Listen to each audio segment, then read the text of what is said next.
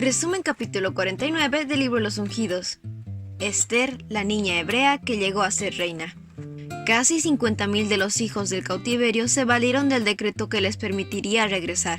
Sin embargo, representaban tan solo un remanente. La gran mayoría de los israelitas habían preferido quedarse en Medo-Persia, antes que sufrir las penurias del regreso y el restablecimiento de sus ciudades y casas desoladas. Habían ocurrido 20 años o más cuando un segundo decreto, tan favorable como el primero, fue promulgado por Darío Gístapes, el monarca de aquel entonces. Así proveyó Dios en su misericordia otra oportunidad para que los judíos regresaran a la tierra de sus padres. El Señor preveía los tiempos dificultosos que iban a seguir durante el reinado de Jerjes, el asuero del libro de Esther, y inspiró a Zacarías para que instase a los desterrados a que regresaran. Seguía siendo el propósito del Señor que su pueblo glorificara su nombre. Les había dado muchas oportunidades de volver a serle fieles. Algunos habían decidido escuchar, y algunos habían hallado salvación en medio de la aflicción. Muchos de estos iban a contarse entre el remanente que volvería. Aquellos en cuyo corazón Dios puso el deseo, regresaron bajo el decreto de Ciro. Pero Dios no dejó de contener con los que voluntariamente habían permanecido en el destierro, y mediante múltiples instrumentos les facilitó el regreso. Sin embargo, los más de aquellos que no respondieron y no se dejaron impresionar, y aun cuando Zacarías los amonestó a huir de Babilonia, no escucharon la invitación.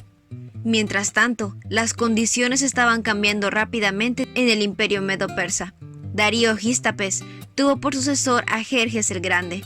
Durante su reinado, los judíos que no habían huido pasaron por una terrible crisis. Habiéndose negado a valerse de la vía de escape que Dios había provisto, se encontraron de repente frente a frente con la muerte. Mediante el agageo Amán, hombre sin escrúpulos que ejercía mucha autoridad en Medo-Persia, Satanás obró para contrarrestar los propósitos de Dios. Amán albergaba una cruel malicia contra Mardoqueo, judío que no le había hecho ningún daño, sino que se había negado simplemente a manifestarle reverencia al punto de adorarlo. No conformándose con la idea de matarlo solo a él, Amán maquinó la destrucción de todo el pueblo de Mardoqueo, es decir, a los judíos que vivían por todo el reino de Asuero. Amán indujo a Jerjes a promulgar un decreto que ordenaba la matanza de todos los judíos, pueblo disperso y diseminado entre los pueblos de todas las provincias del imperio medo-persa. Se designó un día en el cual los judíos debían ser muertos y su propiedad confiscada. Satanás mismo, instigador oculto del plan, estaba procurando quitar de la tierra a quienes conservaban el conocimiento del Dios verdadero.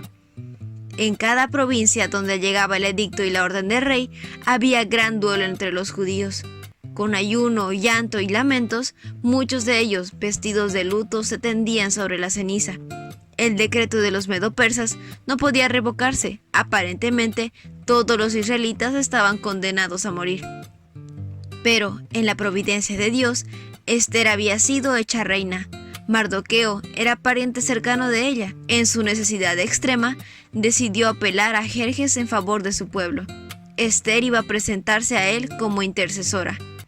Dijo Mardoqueo: ¿quién sabe si no has llegado al trono precisamente para un momento como este? La crisis que enfrentó Esther exigía una acción rápida, pero ella y Mardoqueo se daban cuenta de que, a menos que Dios obrara poderosamente en su favor, de nada valdrían sus propios esfuerzos, de manera que Esther tomó tiempo para comulgar con Dios. Indicó a Mardoqueo: ve y reúne a todos los judíos que están en Susa, para que ayunen por mí. Durante 3 días no coman ni beban, ni de día ni de noche. Yo, por mi parte, ayunaré con mis doncellas, al igual que ustedes. Cuando cumpla con esto, me presentaré ante el rey, por más que vaya en contra de la ley. Y si perezco, que perezca. Los eventos que se produjeron, la aparición de Esther ante el rey, el señalado favor que se le manifestó, los banquetes del rey y la reina con Amán como único huésped, el sueño perturbador del rey, los honores tributados en público a Mardoqueo, y la humillación y la caída de Amán son todas partes de un relato conocido. Dios obró admirablemente en favor de su pueblo, y el rey dio un contradecreto para permitir a los judíos que pelearan por su vida. En cada provincia y ciudad a donde llegaba el edicto y la orden del rey, Había alegría y regocijo entre los judíos, con banquetes y festejos, y muchas personas de otros pueblos se hicieron judíos por miedo a ellos. En el día señalado para su destrucción, en todas las provincias del rey Asuero, los judíos se reunieron en sus respectivas ciudades para atacar a los que procuraban su ruina. Nadie podía combatirlos, porque el miedo a ellos se había apoderado de todos. Ángeles excelsos en fortaleza habían sido enviados por Dios para proteger a su pueblo mientras éste se preparaba para defenderse y librarse de sus enemigos. Mardoqueo fue promovido para ser segundo en jerarquía después del rey Asuero. Alcanzó gran estima entre sus muchos compatriotas, pues procuró el bienestar de Israel. Así fue como Dios devolvió a su pueblo escogido el favor de la corte medo-persa e hizo posible la ejecución de su propósito de devolverlos a su tierra. Pero fue solamente en el 7º año de Artajerjes I, sucesor de Jerjes el Grande, cuando un número considerable de judíos volvió a Jerusalén bajo el liderazgo de Esdras. Los momentos penosos que vivió el pueblo de Dios en tiempos de Ester no caracterizan solo a esa época. Juan, el revelador, al mirar a través de los siglos hasta el fin del tiempo, declaró: «Entonces, el dragón se llenó de ira contra la mujer y se fue a hacer guerra contra el resto de la descendencia de ella, los que guardan los mandamientos de Dios y tienen el testimonio de Jesucristo». Algunos de los que viven hoy verán cumplirse estas palabras.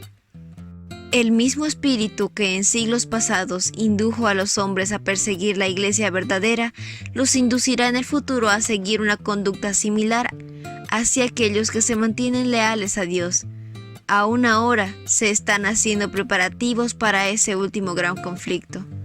El decreto que se promulgará finalmente contra el pueblo remanente de Dios será muy semejante al que promulgó Asuero contra los judíos.